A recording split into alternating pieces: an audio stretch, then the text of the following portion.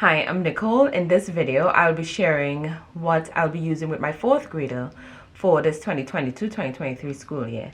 As I go through her curriculum, I will also try to share my intention of how I will be trying to use the different books or curriculums, based on our schedule or flow that I shared in my last video. Nothing goes 100% as planned, but I will just be sharing what my intentions are. All right, so for Bible study this year, we'll be using Children's Bible Stories for Bedtime. So last year, I was using the Bible Made Easy, and I can't say that I will not use this again, but in my humble opinion, this might be just a little bit too summarized for what I was looking for. I was looking for something where I could read from this sort of as a Bible, but this is very summarized, and it sort of requires you, based on the excerpt that they have, to then go to the Bible and actually read, more about the story. So we will be using this year. So I'll probably use this 2 days out of our school week, and then on the other 2 days I will be continuing from where we left off in our Bible verse coloring pages. We've been using this for a couple of years. The kids love this, so they asked for us to bring it back in the morning. It's a nice way to start the school mornings. So they will color in this. They do have their little Bible notebooks that they may take little notes and stuff. If they have a little prayer or they want to draw, sometimes they may do that. So this kind of goes together. And whilst they're doing this, I play one of the Bible plan on my app. Their favorite is Keys for Kids. So we've listened to that so many times because sometimes they ask me to play the Keys for Kids. So that is our plan for Bible study this year. As a workbook, we'll be continuing with Brain Quest. I really like Brain Quest. All my kids do Brain Quest every year. Now this one, she actually completed quite a bit of it over the summer. So I have another workbook here for her. This is the Scholastic Success with Reading, the 4th grade. This I picked up at a thrift store. Now, I don't have intentions of her finishing this. This will just be for us to use as a fill-in, whether it's on a Fridays when we have lighter school or something like that. So that is what we have planned as a workbook this year. All right, so for math, we are going to be using Gamma. Now, the good thing about homeschooling is that you get to cater for where your kid is at. So this is where we are starting, and if I have to pivot, I already have the mind and heart to do so if I need to. But that's where we're doing Gamma. Now, I would say that for Gamma, this is where the teacher's manual really starts to come in handy. Even though I got it for Alpha and Beta, honestly, I probably didn't need it. I just bought it because just in case. But once they start to do regrouping, right, that is where the teacher's manual is really going to help you when you have to help them with correcting their work. The way how Matthew C. lays out their formula or workings for multiplication specifically, and then other stuff, but multiplication specifically and regrouping, it is quite different from how I learned it in school. And I've heard other moms say the same thing. So this manual really comes in handy at when you start Gamma. So we do math every day. So that's what we're going to be using this. Hopefully it's going to work out. And then at the end of the school year, this is how I usually incorporate the test book. I don't do it on a Friday. I just have them do the workbook every day. Even on a Friday, they do their math on a Friday as well. And the test book, at the end of the school year, I have them do the test book similar to the workbook. So that is what math is hopefully going to look like for us. All right, so for reading, we are continuing with All About Reading, and I am using the level 2 book with her and my youngest together. She reads well, but we are continuing to work on decoding skills, and so this is where we're at. Now, we are somewhere halfway through this book. I honestly don't use the activity book as much as I used to in the beginning, but of course we use the readers. The phonogram cards I do use a lot, not really the green word cards so much, but the phonogram cards I use a lot. Ever so often I will take a lesson and we will just go through, the phonograms and review the cards that we've done so much. Even my eldest who completed this program, I have another box of cards there. More so the later phonograms, I will have her sit down and just kind of go through it as a refresher. So we really get good use out of the phonogram cards. So that is our main reading curriculum, and I'll probably do this on Mondays and Wednesdays, and on Tuesdays and Thursdays I'll be doing this reading detective reading comprehension by the Critical Thinking Company to kind of introduce this to her. Now I did go through the teacher / parent overview at the beginning, and I like the setup of this. It seemed really simple that I would be able to, you know, follow along and introduce this to her. It is teaching like 7, you know, introducing them to 7 skill areas, and then the 8th area has a mixture of those skills. It starts off with a pre-test to kind of test where they're at, and then at the end there is a post-test so you can re-evaluate and see how they do with that. It has an answer key at the back, so that is really good. There's a little answer key so you can, you know, use that to kind of help you evaluate them. I think each section has, I don't know if it's like 6 or 7 stories practicing each skill area. And I do remember a part where it says, you know, even if they may not understand where, say, for example, inferences, it's just introducing them to the concepts. The pages are perforated as well. So this theme, I really think this is something I may like introducing to them. So yeah, so anyway, so that's my plan for reading. All right, so for writing, first we are going to pick up from where we left off with Writing with Ease. I just have a little bit in here to continue with. I'm doing this with both her and my youngest at the same time, so I'm moving really slowly with this. I do have the level 3 printed and ready for them to go.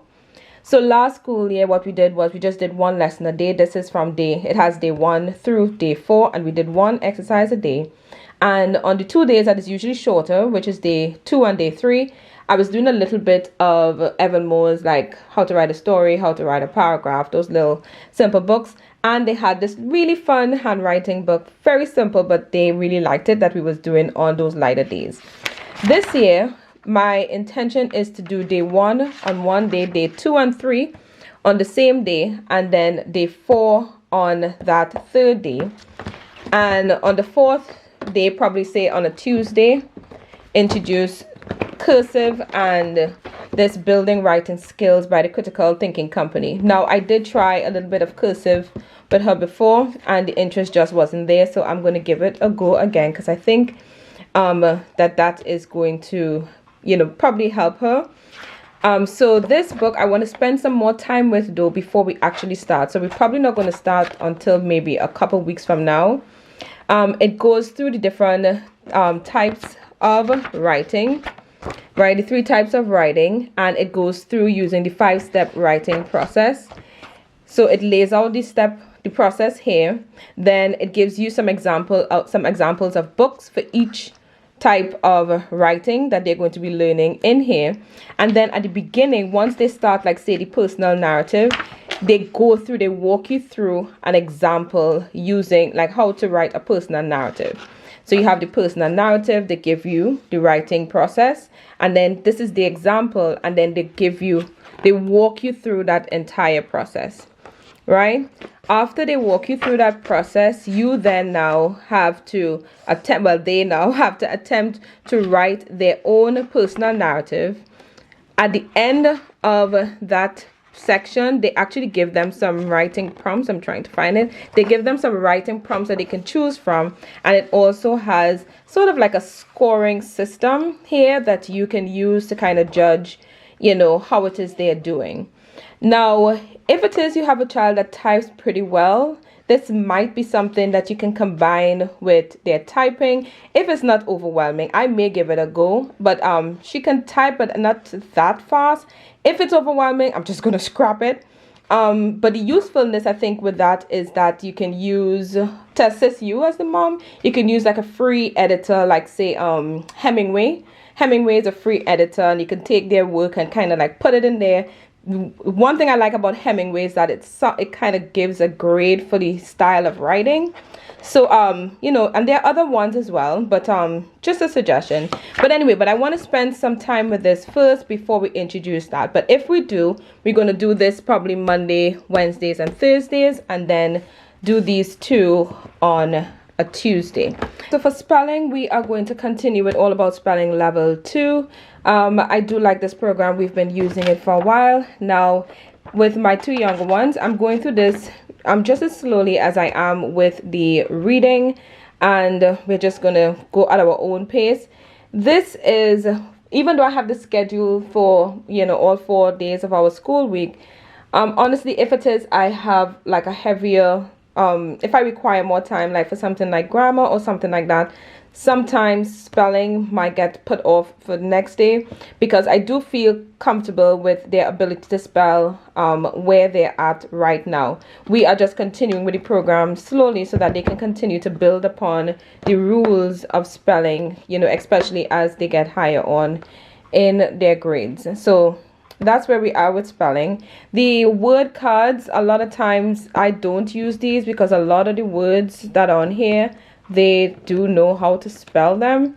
So we haven't gotten much use out of the word cards. The phonogram cards, they turn backwards.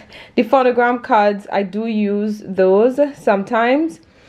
And the word cards, I probably use those a couple times. The blue cards are the ones that I tend to use a lot. The phonogram cards is not the same thing as reading, but some of it is quite similar. So that's why I said that sometimes we don't use this one as much.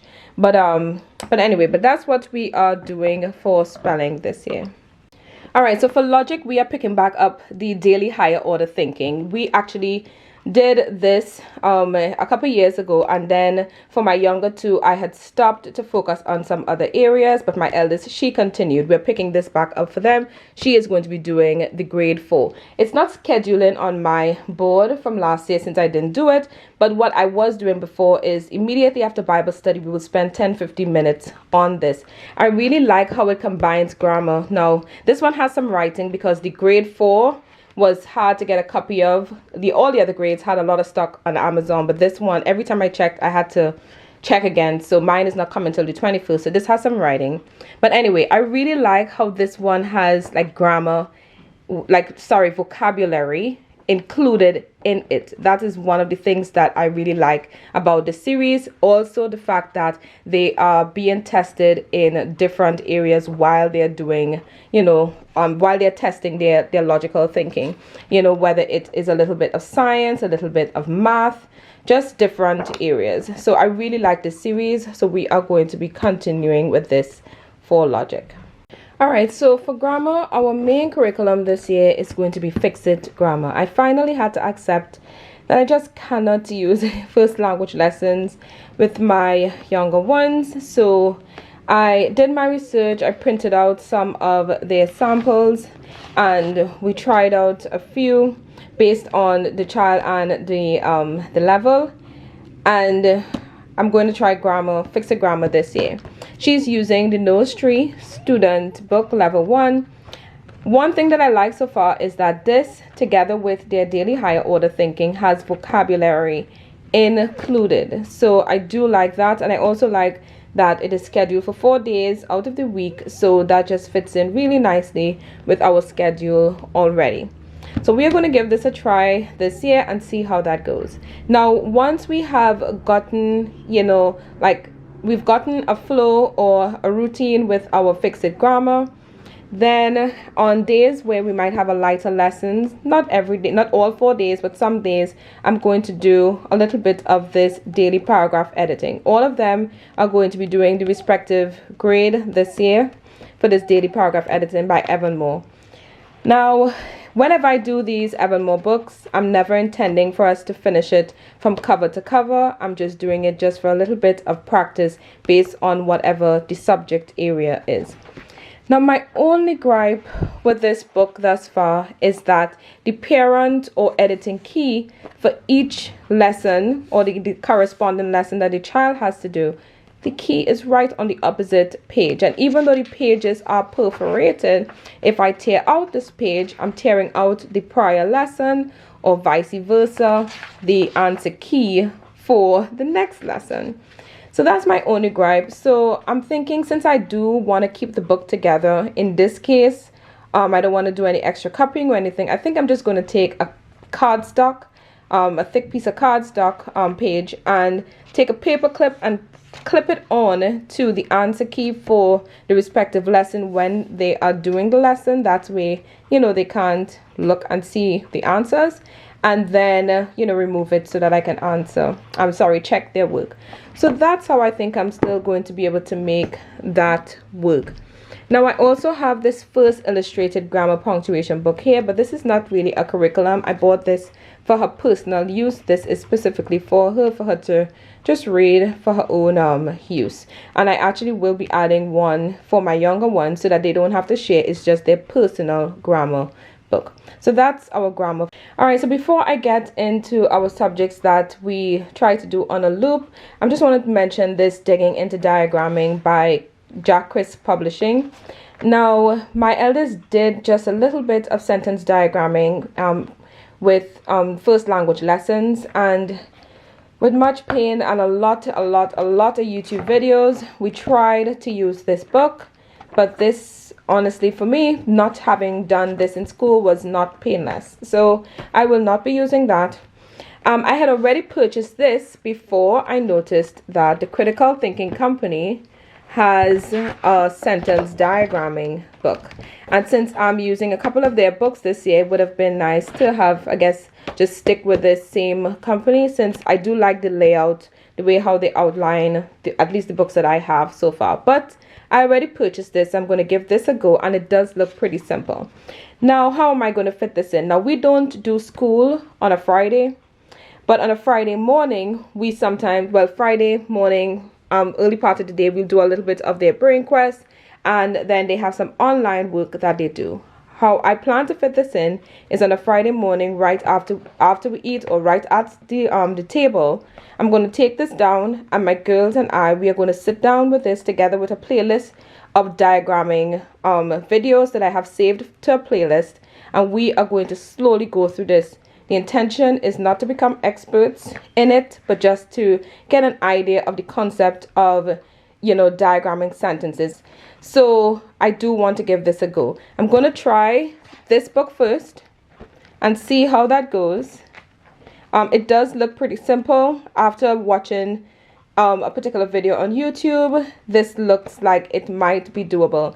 There is this channel called Grammar Table. I think the writer's name is Ellen Joven. I'm not familiar with the writer, but she has, I think it's only like 3 or 4 videos, but I watched one of hers I watched a couple of times, and then she has another one I've watched a portion of it, and it is explained beautifully. She has a visual thing that she has on the iPad where she goes through and she walks you starting from diagramming very simple sentences to more complex sentences. And I have that together with some other videos saved to a playlist that we are going to use. As I said, not to become experts, but just to get a little bit of experience with digging into diagramming. I guess this is not something that is used that much anymore. But as I said, I think the idea of breaking apart the sentence and putting it back together is going to be useful. So we're going to try that. All right, so for our looped subjects, I have science, geography, social studies, and history.